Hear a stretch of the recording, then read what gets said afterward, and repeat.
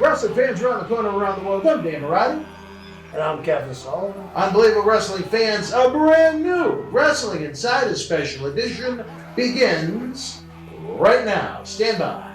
Wrestling fans, we warned you this day would come. Unfortunately, we're running out of original episodes of Wrestling Insider's Party with Marty each and every Thursday night at 10 p.m., but we're starting up that Indiegogo. You can help the cause. You can help Marty's show continue each and every week.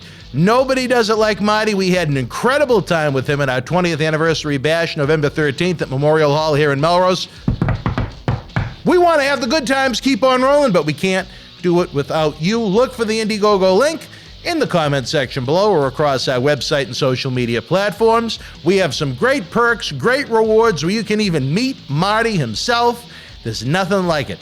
Since July of 2020, every week we've brought you the show. We need your help to keep on going. We tell you, without wrestling fans, there is no professional wrestling, and there's no better time to help the cause now. Let's keep Marty rocking each and every Thursday night. Wrestling fans, VIP packages and tickets are on sale now. The Boston Wrestling MWF's Back to the 80s live wrestling event and Legends Fan Fest celebration, Saturday night, April the 16th at Memorial Hall in Melrose, Mass. Meet WWE Hall of Famer Hacksaw Jim Duggan, three-time WWE Tag Team Champions Axe and Smash Demolition, WWE Hall of Famers Tito Santana and Cowboy Bob Orton, the Wild Berzerker, Dangerous Danny Davis, and more 80s WWF icons to be announced. Take part in a VIP exclusive Q&A session, a VIP exclusive 80s Legends group photo, an autograph photo fan fest open to all before the superstars of yesterday, today, and tomorrow light up the ring like Times Square on New Year's Eve. Relive your childhood. Get the best seats in the house at bostonwrestling.com now. We'll see you live April the 16th. This is Mick Foley. This is Harley Race. This is Shelton Benjamin. This is Mr. Wonderful Paul Orndorff. This is the Monster Abyss. And this is Daniel Bryan. This is JBL, and you're watching the MWF. Be there live. Wrestling fans, welcome to another Wrestling Insider Special Edition. Kevin, you certainly, were proud to show off that 2004 Red Sox World Series T-shirt. Now it's almost like you took a page out of The Godfather's book. You almost look like a pimp over here. Yeah, as you know, this is the Cauliflower Alley night. I went down. Some people said some very nice things about me. RVD and Rey Mysterio pointed me out and said without me, he wouldn't have made it. And that's not the truth. Ray would have made it. I just opened the door. And people forget that Nash did a job for Ray. And he was such a lovable person. Everybody dismissed his size difference. And me being stupid at the time, I pulled the mask off of him. And JJ came to me and said, "You got to put the mask back on." I said, "Why?" He said, "He looks like a little chickling. You can't do it." He was 20 years old. So we put the mask back on him. I have nothing to do with his success. I opened maybe the door because I'm a historian, and I saw that we were going to be a Hispanic country by 2025. Mm. And they were the luchadors were drawing big in Chicago, LA, San Francisco. And what blew me away was when I went to Denver, and you never think this, I didn't anyway, think there were so many Hispanics in Denver. There was Mexican flags all around. I said, "Boy, I'm missing this." And I called Conan, because I knew Conan because we had gone on a tour together. Mm-hmm. I said, "Can you get me?" And Pena, who was the head of AAA at the time, mm-hmm. came and met me and Erich, and we worked out a deal. And We were the first guys to bring the luchadors in, and one of the greatest compliments I ever got. On the first AEW show, was it In Chicago. Chicago? Yeah, What yeah. was it called? I think it was called All In. All Out. It's called All In now. The first one was called All Out. Okay. He was there to sign autographs, and he came to me and This is said, Conan or Ray? no, this was Lepaka. Oh, Parker. Okay. And he brought his son over and said, this man made my career. And it made me feel good because I had a great grandfather that was shot because he didn't speak English in Ireland. And What did he speak? he spoke Gaelic Oh, okay. because they were in the western part of Donegal. And I thought, hey, I was on the first card ever in Atlanta where a black man wrestled a white man. Mm-hmm. And I said, why are we not taking advantage of this growth? And Conan was a very, very influential guy for me because I'd say to him, bring me the best. And he brought me the best. So my hat's off to Conan because I couldn't have done it without him. And when he brought me Ray, I looked at Ray and I said, I don't know. And then National Hall fell in love with him. Oh, really? Yeah, and Nash put him over on Nitro. And people It was a forget couple that. of years down the road. Yeah, but still, yeah. you know, they fell in love with him, and he is one of the biggest stars we've ever had in this business. And tonight he said some very nice things about me, which probably aren't true, but he would have been a star no matter where he went. I just opened the door. Some of those luchadors had a cup of coffee, a match or two in ECW with Paul Lee, but certainly not the exposure of primetime national television across the country, Right. even outside of the country on the Turner broadcast channels. So I really, listening to that, it made me feel good hearing again someone talk so highly about you that, you know, that whether you agree with them or disagree with them, in his mind, you know, he felt like that, you know, Kevin Sullivan said, damn, okay, you don't have to be 6'2", you know, and jacked with an 8-pack to be able to become a superstar in their company. And, It gave him maybe motivation. and he came over and, you know, he was dressed to the nines with a Versace shirt. Yeah, she sure was, yeah. And my wife said, I told him the only person in here that understands that shirt is my wife. Why is that? Because she spends money. Right? Oh, yeah. oh, and Yeah, so I said, and he was very nice to me after the speech. He came to me and said, without you, I couldn't have done it. But it's bullshit. It's nice for him to say that, but somebody was going to give him a chance. I'm glad I was the first guy that did it. yeah, and he had a great run. He was there for 6 years until the final day. Yeah, Yeah. and then he went over there and became the champion, right? Yeah. So he's had a hell of a run. One of the more, I think, you'd want to talk about someone that was influential as far as what's going on in 2021. Look at the size of a lot of the guys wanting to break into the industry nowadays. You know what I mean? They saw a young Rey Mysterio and said, that guy can do it. I bet I can do it too. And I'm going to tell you a unique situation. I went to Canada to work for a group to watch their matches, and they had Dominic there.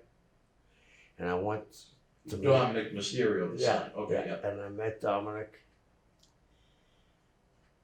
Now, I don't know how most second generation guys are. To me, they think they deserve it because their father. He was so nice. And he said, my dad told me to talk to you and sit down and listen to you. So we sat down, we talked. And tonight, when I mentioned to Ray what a wonderful boy he was. Ray gave all the credit to his wife, which was super. But I said, no, you can give her all the credit, but when he's on the road, he's in the wrestling business, he acted humble. And she doesn't know the wrestling business, certainly like Ray. Right. Yeah. And I'm pulling for the Dominic. You know, I think And it's hard to follow. if I were WWE, I would remove him from their TV show. I would send him to their developmental program. I would have him lose the throat to foot gear, get his body into make more of an adult condition. Yeah. And then I'd give him a fresh coat of paint in a year or two once he's, fully trained and fully belongs, as opposed to the only reason he's there right now is because he's a Mysterio. My opinion. No, that's a true opinion that I see too. Mm. But this is just my way of thinking. They need something badly. So they say, yeah, we could do that, but our ratings are slipping. Let's put him with his dad and let's do an angle. I think you're completely right. The kid, back in the day, the kid would go to Amarillo, then he'd come to Florida, then he'd come to Georgia, and then he would go to New York. 18 months later. Yeah. And he'd be well seasoned and well traveled. Yeah. But my hat's off to his son because he seems to be a genuine, nice young man. And if he's one half what his father was, he's going to draw money. He's going to have a great career ahead of himself. Yeah. And we can only hope, not only for the good of him, coming from, the loins of one of your friends in Rey Mysterio, but for the good of the business. Right. It's always great to have more new, fresh stars developed, especially, as you mentioned, those of, Hispanic, Mexican descent, where that seems to be the wave of the future in the United States and a lot of places. And it bothers me in some ways that they'll end up doing 50-50 booking. And Ray being Kevin Nash, which I told you, Kevin came to me and said, I want to put Ray over. Yeah. And I said, here's a 7'2" guy, 7-foot guy, with the boots on, 7'2", wanting to put a 5'3" guy over. Because he understood how good he was. And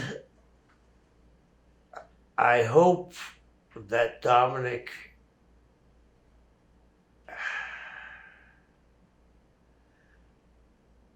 this is hard for me to say, that's why I've paused.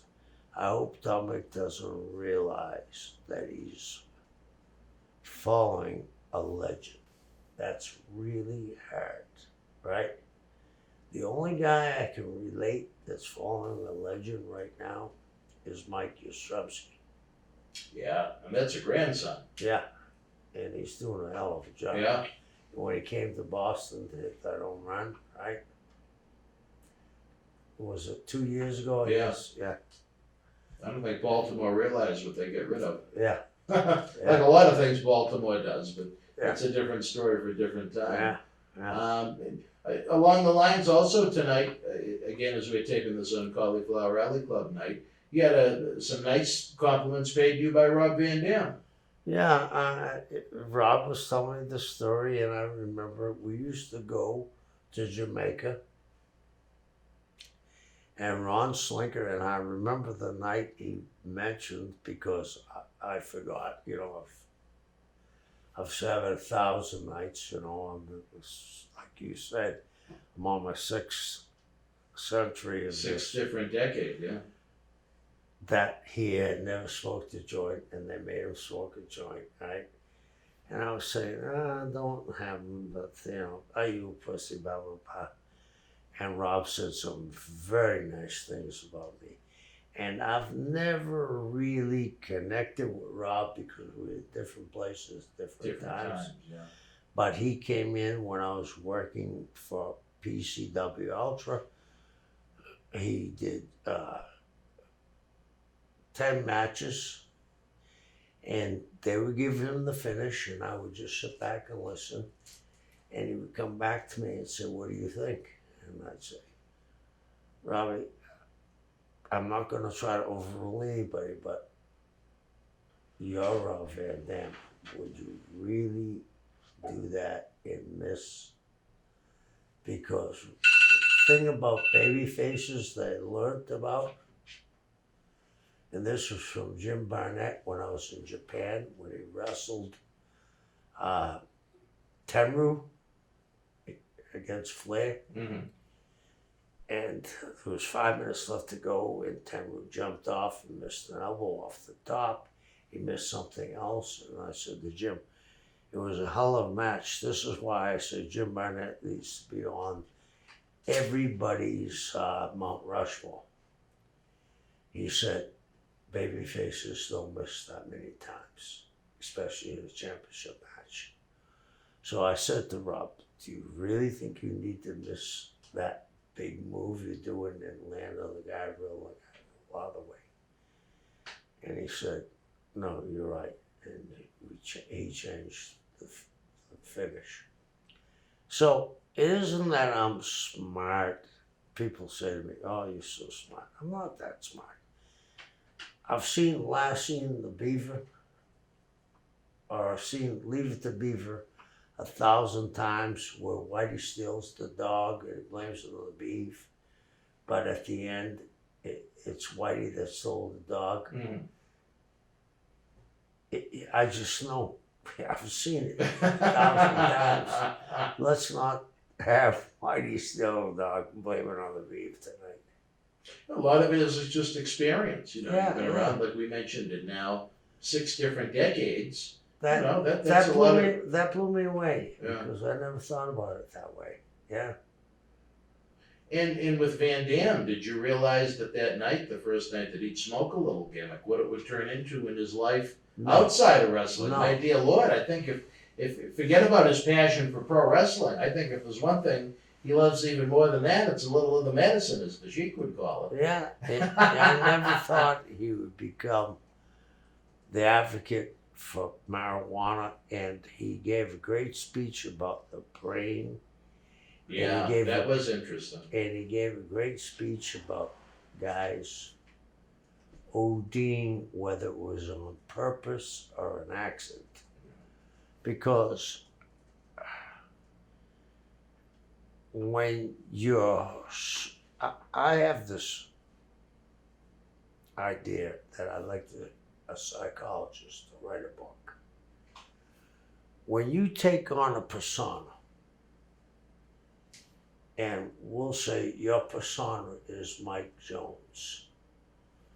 For 25 or 20 years, everybody's calling you Mike. Your wife is calling you Mike because she met you. Your kids say, oh, my dad's Mike Jones. How does that affect you mentally when you walk away and you look in the mirror and you gotta see yourself as dad? Yeah. I think one of the things that grounded me in my life was I only used one fake name ever, and that was because the heel wrestled as Eddie Sullivan, and they didn't want Well, what was your work then? Johnny West. Oh, really? Yeah. How long were you Johnny West for? For 9 months in the Gulf Coast because Eddie Sullivan was the top heel. Mm. I think that has something to do with it, that affects your head. And now you're going to the bank and people aren't recognizing you. You want the store, people don't recognize you. I don't know if I'm a strange one, because where I live, they don't give a shit what I did. You know what I mean? Yeah. And everybody there, and I've always lived on the end of the world. I lived in Isla Morada in the Keys. I lived in the Bahamas. I lived in Hawaii. I lived in Singapore. And now I live in the islands. People up there, they're either running for something or they want to get away from society, and they don't give a shit what you did. You know what I mean? I have very, very few people that ever recognize me in Washington. Now, when I go to Atlanta, fly through Atlanta, the only people who recognize me are the blacks because of Jackie. Because... Oh, Jackie Moore. Okay. Yeah, Okay. because of our relationship. I was the first, I believe, white guy to have a black manager. Off the top of my head, without having Google in front of me, yeah. And Okay, yeah. it was a sexual innuendo too with me and her, which she would rub me, and then the thing was, I'm the toughest, except she could beat any man except me, and I was working towards that match. But I think I've only recently watched any YouTube matches of mine, and it was because my wife knows nothing about wrestling, and she wrote the book, right? And she said to me, I grew through the match of me and Andre. She said, that guy couldn't have been 7 feet tall. I said, why? She said, every time he hit you, all you did was move your head. I said, that was the thing. If I had gone down, like you'll hear guys in my generation say I never took bumps. Well, I couldn't. How big was The Alien? Do you remember the movie The Alien? The one with Sigourney Weaver? Yeah. Fairly big. How big was he when he first came out? It's very small. Was he really that big at the end, or was that imagination? And that was my thing that I understood. The only guys I worked with in Florida were Blackjack Mulligan, Dusty Rhodes, Barry Windham, and Andre the Giant, and once in a while, Mike Graham. So I realized at that time I couldn't take bumps because they would see my stature, even though I was 272 pounds. They would see my matches with Andre. I'd send him over a bottle of Crown Royal. He'd drink the bottle of Crown Royal. I'd go to the ring, he'd come down, I'd jump out of the ring, beat the shit out of him. Sometimes I'd post him and he'd get some blood, and then he'd whack me one time, and I'd go in the ring and I'd go on my knees. I never begged as a baby face, heel. And I would beg against him, and when he stepped over the ropes, the size difference popped the people, and then we'd go into the finish. So I think my psychology was from the Alien that, was he really that big at the end, or was it in their imagination? Interesting train of thought. Yeah. Interesting train of thought. Well, as we wrap up this first segment, Kevin, we talked a little CAC 2021 tonight. It's going to be interesting to see where the reunion is going to be next year. Maybe at one of the sister properties to this one. I have to ask off the top of my head, I don't think I know the answer. Have you received an award from the club yet? No. Well, I think that time is going to come. I think you've earned it. For sure. Here's the thing. There's a lot of guys that done a lot more than me. And I'm appreciative, like tonight when Rob and Ray pointed out what I did for them. That's all I care about, because I was never one to say, oh, I did this, I did that.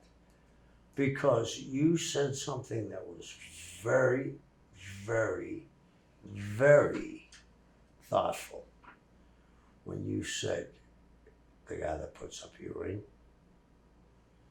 the guy that sells the popcorn, the guy that takes the tickets. We're a family.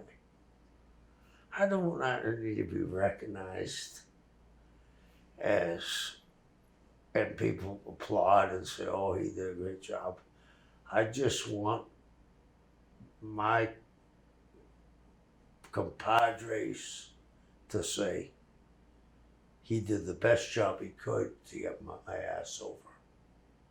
And I don't think there's many that'll dispute that, on the male side of things, but we won't go there. Yeah. All right. Wrestling fans, right now we're going to take a brief time out. When we come back, we're going to talk Kevin Sullivan in WCW. Stand by.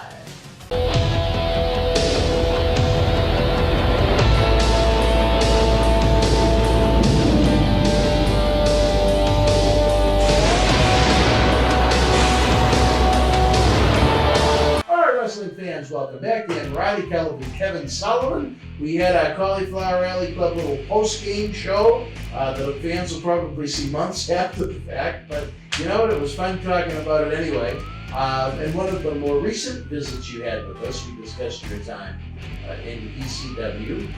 Paul Heyman, it's his baby he was trying to bring to life into the world, but right around the same time you were doing some stuff in ECW, the fans wanted to talk a little pre-Kevin Sullivan, pre-Monday Night War TNT, on TNT I should say, back when it was just the big show of the week was 6:05 on the Superstation TBS. What, after a few years hiatus, brought you back to WCW in 1994?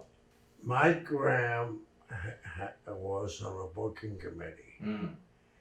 And Mike and I were best friends. And we had the most unusual relationship.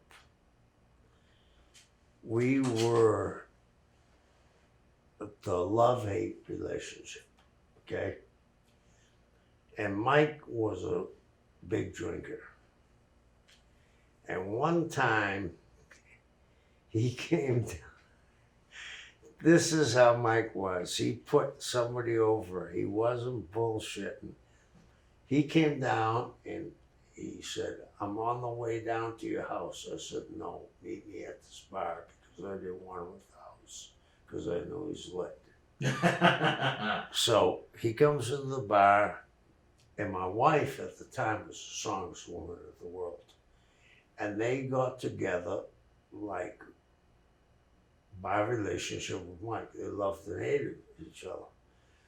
So all of a sudden, I know everybody in the Keys, right? The guys sending free drinks over, like blah, blah, blah. And I said, let's get out of here. I'm gonna take my youngest, who was at the time 7.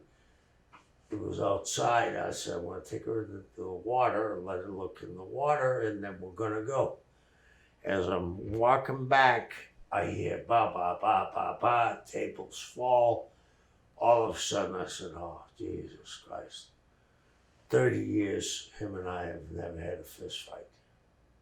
We wrestled against each other, amateur, but I said, oh, Jesus, if he hit her, I'm going to be fucking pissed. Your kid, you mean? My wife. Oh, your wife, okay. All these chairs went flying. I see my wife getting up. Then Mike gets up. His nose is broken. His Rolex is smashed. He had a gold Rolex smashed. He's sitting, by the time I got there, he's sitting in a seat. He's bleeding all over the place. And guys are saying, hey, here's some tissues. I don't need tissues. I need to bleed. And I said, what the hell happened? He said, oh, I gave her some shit and she jumped me, and you taught her this trick. She hooked my arms and legs and drove my face into the boardwalk. I said, oh, now it's Mike. Come on, let's go. So we put Mike in the guest house. The next day, this is right as cell phones started. He gets calls. Mike was going down there to race Mike was a motorboat champion. Mm. He was going down there to try out this boat. And the guy said, hey, I heard Sullivan's wife beat somebody up. He said, it was me. Oh, readmitted it. Wow. He put her over. He said, it was me. He put her over. Yeah, and I said, oh, God. So it was a unique relationship, to say the least. Mike, the last show he ever did was his 13th show.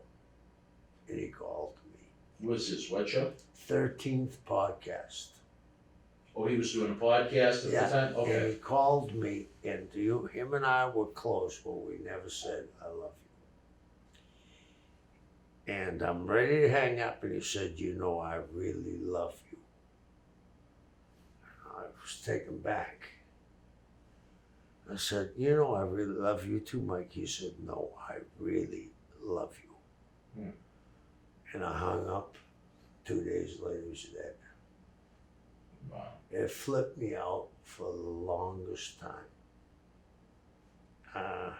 And what does it say, not to sidetrack from what we were going to try and get into topic-wise, but Super Bowl Sunday 1986, Eddie Graham committed suicide. Okay, can I? Mike's son committed suicide at one point, and then Mike, after a couple of days after that phone call.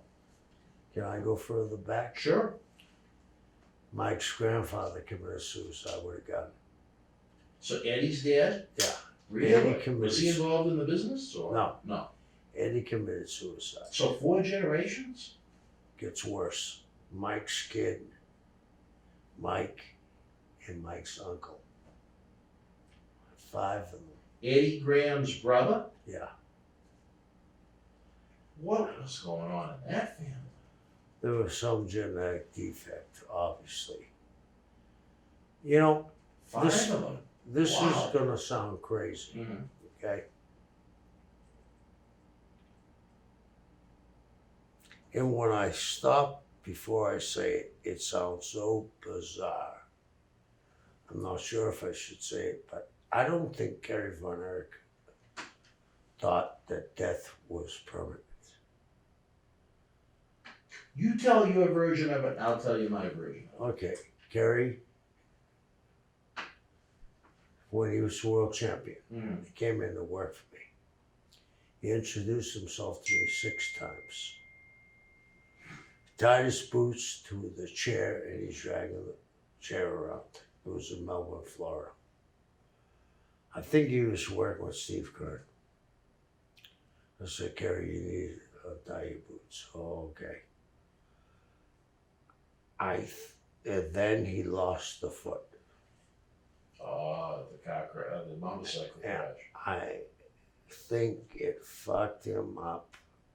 And one thing I do know about drugs, that once you go down that path, you be strong to get away from it, okay? Mhm. The boys used to have Nestle chocolate with mushrooms in it, and they would dip their finger in it and eat it, okay, before they worked. I think that Kerry, in some ways, didn't think that shooting himself was going to be the end, that he'd kick out. And I know how fucking crazy that sounds. Yeah. But these kids, I mean, I'm not throwing stones at them. I was doing the same shit, okay? I was lucky enough to meet my wife, and she straightened me out and put me on the straight road. And remember, she would buy one bottle of wine. She said, "We'll only have a glass of wine before dinner." Blah, blah, blah. I don't know that if you're on drugs for an extended period of time, that your mind doesn't play tricks on you. And I think that's what happened to Kerry. And losing his foot, getting busted for the fake pain pills. Prescription. Yeah, and here's the thing about pain pills, and I may be wrong, okay? Dan, you got to correct me, okay? Because you've done a lot of guys. I hear, but I hear 60 pain pills a day. Yeah. I hear 50 pain pills a day. I broke my neck. I was on, at the most, they prescribed 5, I may have taken 8. That's it for a broken neck? Yeah. Really? Yeah. Okay. When I say I broke my neck, I chipped the vertebrae of my neck, not completely broken, right? But the vertebrae, that's The why damage was done. this is why my arms only go this high. Mm. I can't imagine how you could take 50 or 60 unless you just scooped them up and threw them in drinks. And I don't know how people could function No. at 50 pain pills a day. I was at one point with the injury that I suffered from that crash I was in with the Sheik. Right. And a guy you probably recognize by sight from the Tony Rumble era, Brad Von Johnson. Yeah. 12 prescribed a day. Yeah. And I mean, I was in a Lower. different universe. Yeah. When they say I'm doing 40, 50, 60, it must have been a gradual incline where at some point they were taking so many for so regularly, it didn't have the same impact. But I'm going to tell you what I also believe that nobody ever talks about. The guys that take 50 or 60 a day, they have OCD. It's a fucking compulsion to keep doing it over and over again. It's a ritual. You take 5 in the morning, boom, you put it out, you have your coffee, you take 2 more. Boom, you have your second cup, you take 2 more. And it's an obsessive compulsive disorder. I'm very into psychology and psychiatry. And I bet that's why you were such a good worker, to be honest. I think that has a lot to do with it. I think, not to sidetrack real quick, but one thing I don't think people have ever really compared enough is good booking to the strategy in baseball. I think there's a lot for successful baseball teams, there's a lot of quote unquote good booking that goes into it, the strategy involved in it. And I think the same can be said for pro wrestling. It's funny you said that. And I know you're a baseball fan, so you might be one of the few that get it. I get it. Yeah. I get it. I mean, here's what I don't get. The last championship we won, when they started to walk Ortiz, he was sitting 7-14. Why don't you just walk this motherfucker? He's hot. He's beating out infield hits. Do you remember that one? Yeah.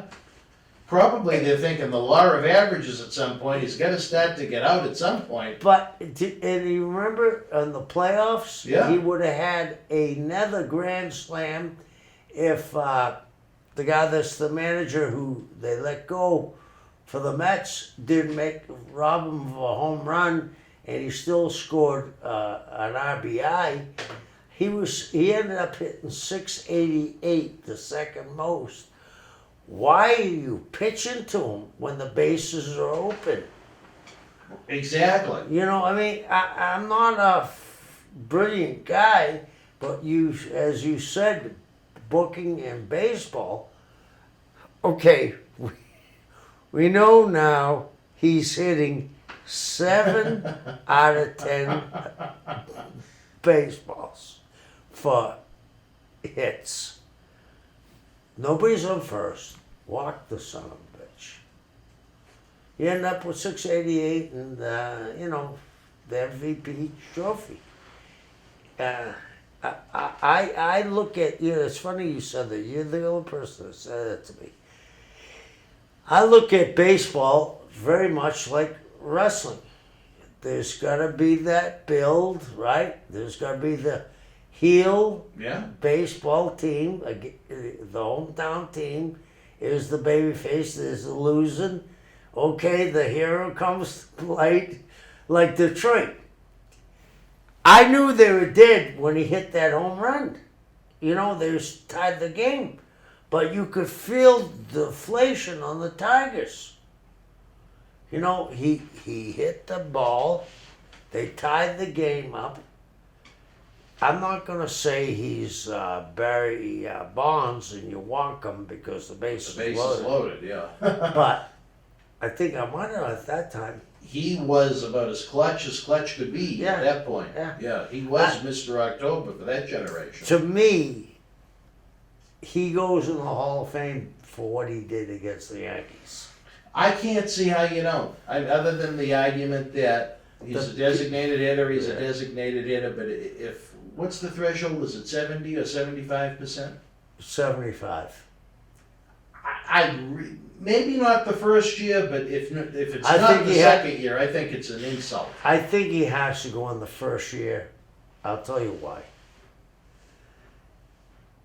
1918 to 2004, we didn't win a world title. Nothing. He won 3. He beat the Yankees. He hit 688 his last World Series. I mean, the famous speech in the dugout. Come here, guys, the football team. God damn it, you're not playing good enough. I just got a double. Drive me in, God damn it, blah, blah, blah. And who was the guy that was the left fielder for us? We got him, and he pinch hit more home runs, exactly the same home runs as Joe Cronin. And he had heart attacks. He had been in the A's organization, and he said, when I was in the dugout, he was calling me, it was like my high school football coach telling me, get tough, get tough. I forget his name. Ross? Was it Ross? David Ross? He was a catcher. No, I forget. It was a left fielder. He pinch hit 3 home runs. Gomes? Gomes. Gomes. Yeah. He said, when I was looking at him, I was back in high school football, and the coach told me, fucking play harder, play harder.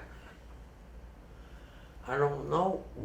Hey, we won a long time. I mean, you're way too young. I remember Don Budding. I remember Bill Bowling. I remember Pete Reynolds. I mean, we suffered and suffered. And then him and Manny came to town, and they hit more home runs than any duo, even more than Ruth and Gehrig. Yeah. And then he went on, and everybody forgets this. He made a great play at first base, cutting down the guy coming home. Do you remember that? Yeah, in the World Series. I don't The ball remember. was to his... Which one are you talking about? 13? The last one? Yeah, the ball was to his left. It looked like it was a single. He got it, turned around, his big fat ass threw it at the home plate, and they tagged him out. I don't remember that. Yeah, I mean, and he hadn't played, but maybe 15, Very, very little. 15 Very little. games, maybe? To be generous. Yeah. To be generous. yeah. Yeah. In interleague play, they'd always try and Yeah. find a spot for him for at least Yeah. one game Yeah. in the series. But for the fans that we've totally lost with all the baseball talk, right now we're going to take a brief timeout. We're going to come back and wrap up the show. I did want to tie the Von Erichs into what we were talking about, but like I said, I think there is a lot of great strategy and a lot of great quote-unquote booking that goes into baseball, and I finally found someone that agrees with me or understands what the hell I'm talking about. Right now, we're going to take a brief timeout. We'll be back with more Wrestling Insiders. Stand by.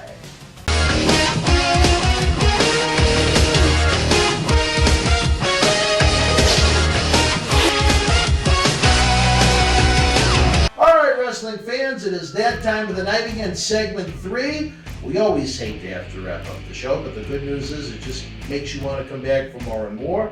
Don't forget the Premier Chat is open on the right side of the screen. The Super Chat button, of course, helps us keep the lights on and pay the bills. Give us a big thumbs up if you're enjoying the talk, as well as the subscription button that is free. We have over 2,000 free videos at your disposal. Never mind all the cool stuff we have going on at patreon.com/Boston Wrestling. It's almost like what all those fanatics are doing with Din Fan up at Merrimack and other places, but that's a different story for a different time.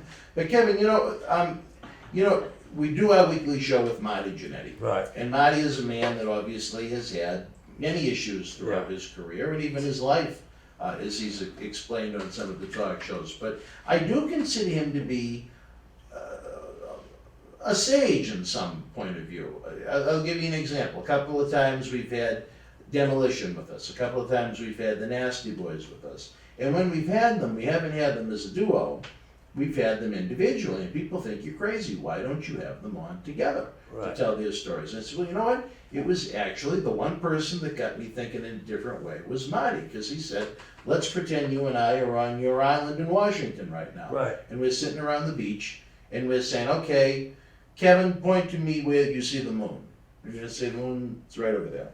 And then you say, Dan, where do you see the moon? I'll say the moon's right over there. Yeah. Now, we're both seeing the moon, but we're seeing it slightly differently, even though it's in the exact same place. So I think that's why Marty sometimes, with personal demons, whatever you want to call them, and so on and so forth, especially now where he's overcoming not one but 2 major reconstructive ankle surgeries this year and is in a heck of a lot of pain as a result of it, as you can probably imagine. There is wisdom in that brain of his. And he told me, to tie it back into the Von Erichs, they were on a Japanese tour. And Blackjack Lanza got the info that, I think it was the youngest one, the tiny one, hit off himself. Mike. Not Mike, was it George. Chris? Chris. And so Blackjack Lanza was kind of pacing. They were waiting for Kerry to come down from the hotel to give him the news. Marty was with Davey Boy, and they were all kind of tight together. And, they were really worried what his reaction was going to be after David, after Mike. They had that little baby, Von Erich, that passed away, I think, in upstate New York when Fritz Von Erich wrestled there. Jack. He wasn't a wrestling tragedy. No, he was just a sad he was life tragedy. 8 years old Jack. Yeah. And he told Kerry, he kind of, not to say that he shrugged his shoulders, but, he just, okay, and got on the bus and off they went. Now, they didn't know if he was in shock or so on and so forth, but in a later conversation they had, he was saying to them that, he says, they're all laughing at me. They all think I'm a pussy because I won't kill myself and join them up in heaven. So, where he was facing in '93, right before he did the deed, it looked like he was going to do some serious time for writing those prescriptions down in Texas. Maybe that was the time he thought the quote-unquote joke was over with the different brothers, and he decided to end his life, which was very sad, where he had that young daughter at the time. I don't know if he had more than one kid, but... He had a couple. He did have Kerry had a couple? Yeah. Okay, so you talk about the great tragedies in wrestling. I mean, a lot of the things that have gone on with the Hots and those tragedies and the people that have been affiliated with them I mean, you look at that Heart Foundation from 1997 that was on fire during the Monday Night War. Neidhart, Pillman, Bulldog, Owen, all gone. Brett's the only one left. Yeah. But with the Von Erichs, Kevin's the last of the Mohegans.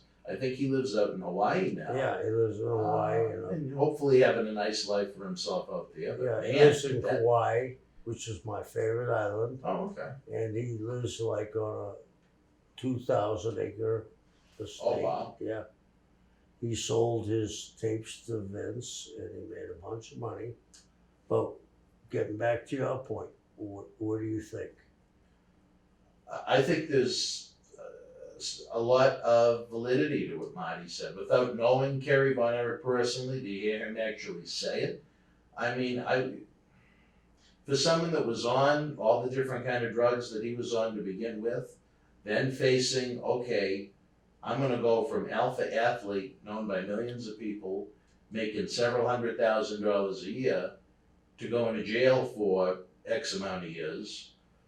And, I could see that pushing him. and he's facing his father. Right, yeah, because Fritz was alive until 97, right, And right. his father was a real authoritarian. Was he? Okay. Yeah, and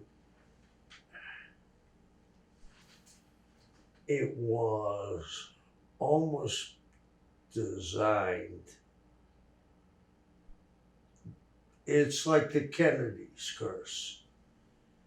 There should have been Jack for 4 years. Mhm. There should have been Bobby for 4 years. There should have been Teddy for 4 years. That's what the father thought. Whatever conspiracy theory you want to buy into, you can buy into. But I can see him saying, I can't go to jail. My father suffered enough. Yeah.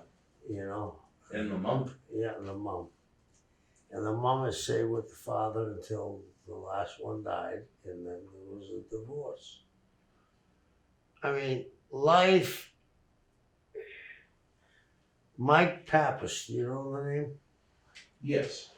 Mike was a real little guy, and he worked in WWF. He was the size of Rey Mysterio. Oh, that small of a guy? Okay. But he worked with big guys in the tag team, and he did his shit. And him and I were friends, and he was Greek. And he said, life is like a cucumber. Sometimes you bite into it and it's sweet. Sometimes you bite into it and it's sour. I think Kerry bit into it. It was a couple of times it came out sour. And when you do all those drugs, and again, I'm not saying I'm not Right. without stones, right? I'm not going to cast a stone on anybody about drugs because I did my share of drugs. But I knew at one time I got up and said, I want to live normal. I don't think they could do that because the pressure they were under. And I'll say this, I don't want to make any accusations because I really don't know the man, but David seems, I'm not, Kerry, can't Kevin, we get any of their names right? Kevin seems kind of out there. he does. And I don't know if that's just his personality. I don't know No. if that's from maybe concussions over the years. I don't know maybe if he's on. Do you remember? I Something don't in think this he's world. on anything now. But do you remember when I told you the Nestle Quick story? Yeah. Oh, okay. Taking hallucinogenics, and I took them as a young boy, right?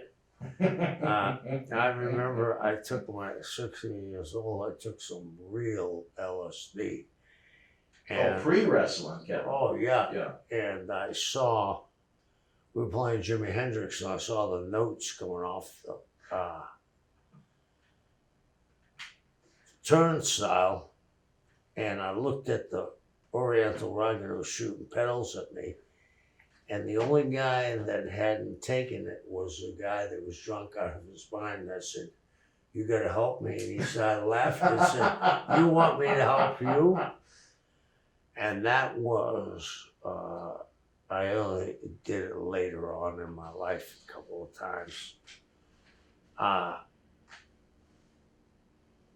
Reality can be a motherfucker. There's a lot of times, I'm sure, everybody, if they say it never crossed their mind, is a liar. I believe. I think suicide crosses everybody's mind. I agree with that. And I also To believe, different degrees. I also believe if it's genetic inheritance, it passes through you a lot more. Well, that Graham story is mind-blowing to me, Yeah, the way I had no idea that it went that deep. Yeah. And with the Von Erichs, you know, as someone that was one of the biggest players in the business in that time period, did you see David as a potential NWA world champion? Absolutely. Did He you? was the guy. I remember when I came back to Florida, David had just left. I kind of took his place as a heel. Mm-hmm. And I was saying, I saw, I had watched some tapes on David, you know, this before they destroyed the meeting. And he said, "I think he's going to be that next NWA champion." Wow. You know, his father had the stroke. He had Eddie's vote. He had the Amarillo vote. He had the Kansas City vote. He had probably the Georgia vote. It would have been close, and I thought he would have got it. You know, the way back then was, if you got the Florida belt, you got the Missouri belt, and then you got the NWA belt. That was kind of how it built up. Yeah, yeah. And with David, it wasn't a suicide, though. He was just doing a lot of stuff and overdosed. Yeah, it wasn't And a then suicide. Brody, wasn't it Brody that kind of flushed it all down the toilet yeah. before the police came? It wasn't a suicide, and I can see how it happens. It's like drinking. Mm. Have you ever overdrank? Not too many times, but no. Can you tell if you had 6 or 8? When you get to that point, no. Yeah.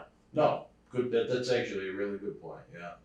Once you reach a certain level, you lose track. Yeah. And if you're kicking them in,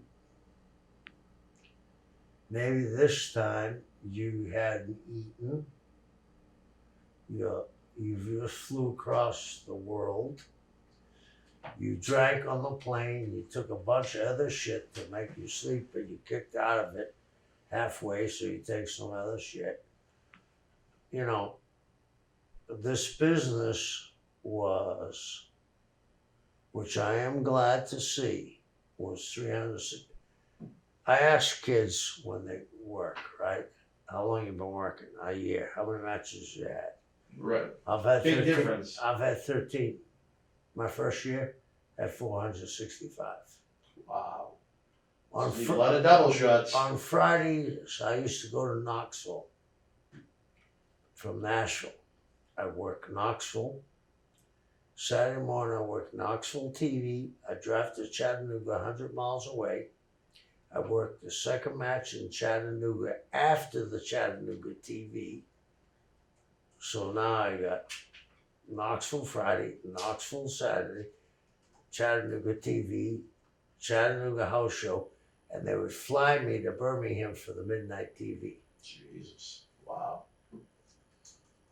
That's a year in wrestling. Yeah. That's a full-time pro wrestler right there. And that's before drugs would come in. I think that, you know something, you're the only guy that's ever said this. Vince was running 4 towns a night at one time. Yeah. 4 towns a night? They're not running that now. Is wrestling doing really well? No. And to do that, a guy explained it to me. And this helped me get off of the shit. You're on a record. It just keeps going round and round and round. Unless you jump off that record, it's going to end. Well, and you know, back to the Von Erichs, those other brothers, I mean, I know you said Fritz was kind of an authoritarian. I mean, was there anything about Mike Von Erich that would make you say, geez, this guy should be a pro wrestler? No. I mean, maybe set up the ring, No. maybe sell merchandise, but I mean, No. he looked like He was maybe, I don't know how tall he was, but he didn't even look like he 5'4". weighed 200 pounds. He was 5'4". No, I'm talking about Mike, not the little one. Oh. Mike was the other one that committed suicide. Yeah, he was He 5'7". I hate to say it, but he kind of looked, if anything, like he was a little mentally challenged. He certainly did. And the other one was kind of like, not to say that he was a midget, but he was not a professional athlete. No. He didn't look like it. He almost looked like Chunk from the Goonies. And I think it was unfair to put those kids in that position, but certainly I don't know whether they had grand desires. I don't know next to nothing about them. I don't know if they had grand desires to want to be in the business. Of course I they don't- did. You think they did? They were the Von Erichs. Even that little kid though, the one that was that small, you think he really said to himself, geez, You know what I this is say for to me? I say to my nephews who play baseball? No. Do not think you're going to be Dustin Pedroia. Want me to tell you a story about Dustin Pedroia? Sure. I go to a preseason game with my daughter. Mm. My daughters take me to games. We go to the preseason game, and my youngest one says, "Oh, that's nice. They're letting the bat boy play second base." I said, "He just won the MVP, honey." And rookie of the year. Yeah. But this is the year after he The won year the after he won the MVP, so 09, yeah. You think he's the exception to the rule? Yeah, all right, very Yeah, true, yeah. very true. But the old man, because it was fake, thought they could get away with it. Well, Kerry had tremendous size, and Yeah. he looked like, again, David. we talked about, you want a sketch, but you want the ultimate alpha male athlete to look like, you got Kerry. Do you ever see David was the, very good. Kevin was solid. The other two, though, I don't think. Did you ever see the video of Kerry riding a white stallion bareback? It was one of the first videos ever made. No, Where he's riding it on the beach. He No. looked like Conan. really. Yeah, and you know what? I can kind of see that now that you mention it. Yeah, Yeah, he had if his the hair was a little loincloth. shorter, yeah. He had the loincloth on. Here's what happens to wrestling promoters. Not knocking Greg Gagne. He should have been in the front office. Good mind for the business. Yeah, but he was not. He didn't look it. No. He looked like a tall, thin.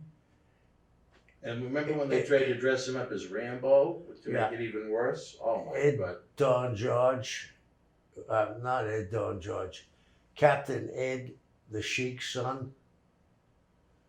Eddie Farr? Yeah, Eddie I Farhat. didn't even know he had a son in the business. Yeah, No horrible. good.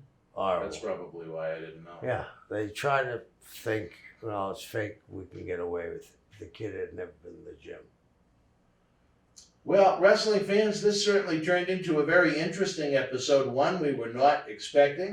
We thought we were going to start to dive into Kevin's big return to WCW in '94. We're going to have to try and get back there. I think that's what led us to the Graham conversation and the baseball booking conversation and the Von Erich conversation. Don't worry, like all of our great talk shows 7 nights a week, the GPS goes haywire, but we do eventually get to the destination we try to get to on the topics of the shows. But I think it makes the shows more interesting. We could have glossed over a lot of what we just talked about. We may have never got back to it again. Sometimes I think when someone's name comes up, like Mike Graham, who may not play a huge part in later day WCW or the Monday Night Wars or the Von Erich family, who knows if they're ever going to come up again in our conversations between you and I. So Yeah. I think this story is worth telling and discussing. Yes, for I the do fans. too. And a lot of people know this.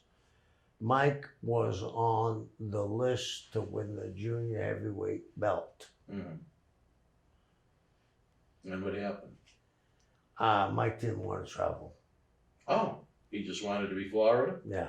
Well, I could see that being a problem. Yeah.